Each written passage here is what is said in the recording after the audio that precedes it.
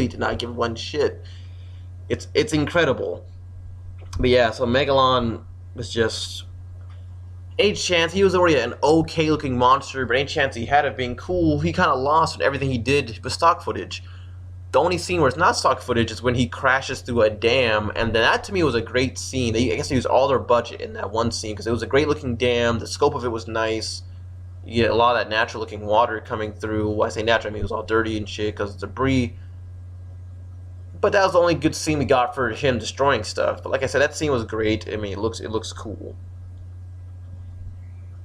And then once the Godzilla fight starts, anything that involves Gigan is going to be stock footage, pretty much, basically.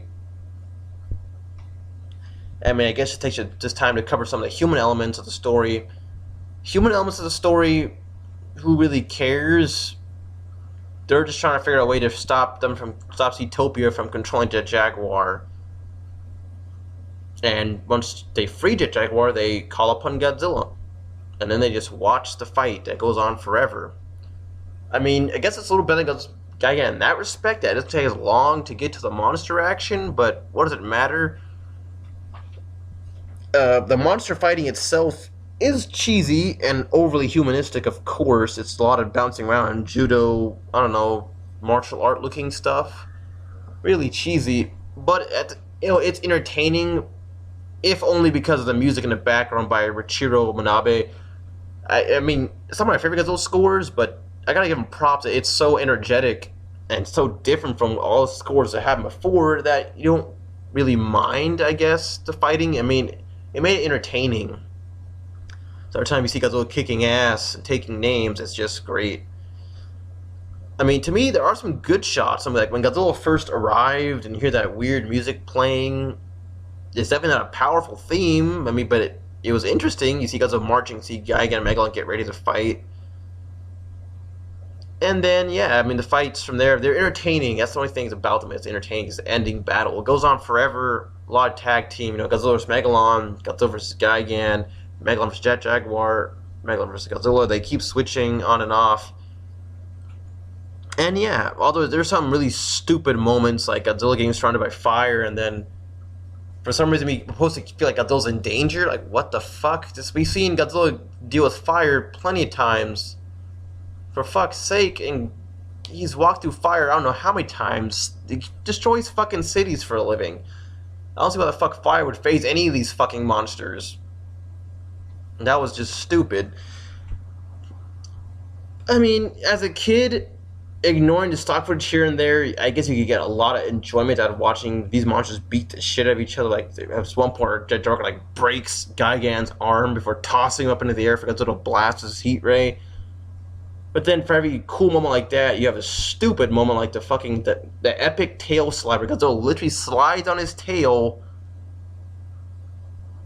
and then crashes into fucking Megalon. It's like basically like a double kick but on his tail. My fucking god, that was stupid. It was just Christ. It's worse than the flying scene because it was Hedorah, and that was pretty bad, but this was just awful. Just so fucking bad. So bad, so fucking bad. It's just very uneven. But I mean, to be honest, if the music wasn't there by Richiro Manabe, this movie would be anywhere near as enjoyable as it was when I was a kid. Because that music just gives the movie a little bit of energy that it desperately needed to fucking make me care. I mean, I think I almost covered everything I would want to talk about regarding this movie. I mean, the human story is just abysmal, because once Megalon gets fucking defeated, they close all exits. So, they just bomb the little trenches where Megalon came out of, I guess. And then, boom, Zootopia learned its lesson. Don't fuck with the human race. We have Godzilla on our side. And never to be seen again, Jet Jaguar or Megalon, of course, or Gigan for that matter, who wouldn't appear till Millennium series much later on. Overall, it's definitely one of the lowest points in the Godzilla series. Really is. My final rating for this movie would definitely be like a 5 out of 10. I mean, I'm just gonna be blatant here. The movie is just an eyesore on the Godzilla franchise. And I'll definitely put it among the worst Godzilla movies, most definitely. It just, that amount of effort was non-existent. Uh, if you want to make a fun game out of it, you could always play which one's worse: Godzilla's Revenge, Godzilla vs. Gigan, or Godzilla vs. Megalon. To me, Godzilla vs. Gigan stands out as the most entertaining, just because you get a new monster who actually looks pretty cool.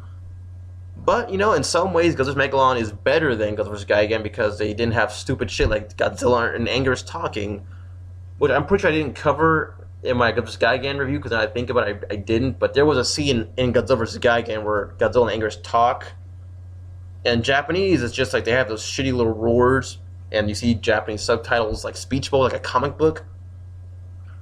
And then in the American version, Godzilla and Anger's actually fucking talk in a weird fucking voice. I mean, I don't know how Godzilla would sound if he talked. You know, sometimes I'd like to think it'd be like, you know, James Earl Jones. But no, it was just, what's going on, Angerus? Oh shit. This movie doesn't have anything like Godzilla fucking talking, but there's still too many dumb moments for me to even fucking give it those props. It's just, the 70s are not a good time for Godzilla. That's all I can say, really. And the low point would definitely be at this 72 and 73. The series would begin to pick up with 74, but by then it was too late and Godzilla was about to hit the fucking tank. But all the same, though, that sums up my review of Godzilla vs. Megalon. Definitely stay tuned for more, guys.